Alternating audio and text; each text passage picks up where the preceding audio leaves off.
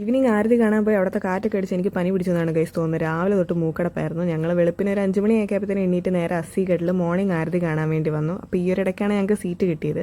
പിന്നെ ഞാൻ അവിടെ നിന്ന് എണ്ണീറ്റ് ആ സൈഡിൽ വന്നിട്ട് ക്ലോസ് ആയിട്ട് കുറച്ച് ഗംഗ ആരതിയുടെ വീഡിയോസൊക്കെ എടുത്തു.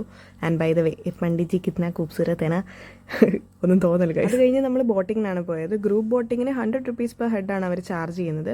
പിന്നെ പ്രൈവറ്റ് ബോട്ടിങ്ങിന് 1000 2000 ഒക്കെ റേറ്റ് പോകും. പിന്നെ നിങ്ങൾ ബാർഗെയിൻ ചെയ്ത് റേറ്റ് കുറയ്ക്കണം.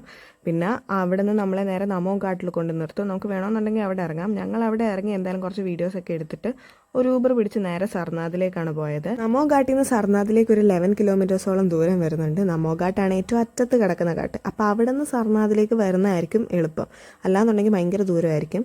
സർനാഥ് എന്ന് പറയുന്ന ഒരു ബുദ്ധിസ്റ്റ് പിൽഗ്രിമേജ് സൈറ്റാണ്. ഇതിൻ്റെ ഡീറ്റെയിൽഡ് വീഡിയോ ഞാൻ പിന്നെ അപ്ലോഡ് ചെയ്യാം. ഞങ്ങൾ അവിടെ നിന്ന് 2 ബനാറസി സിൽക്ക് സാരിയൊക്കെ മേടിച്ചു. എന്നിട്ട് സർനാഥ് മ്യൂസിയത്തിലേക്ക് പോയി. അവിടെയാണ് നമ്മുടെ റിയൽ അശോക സ്തൂപം ഇരിക്കുന്നത്.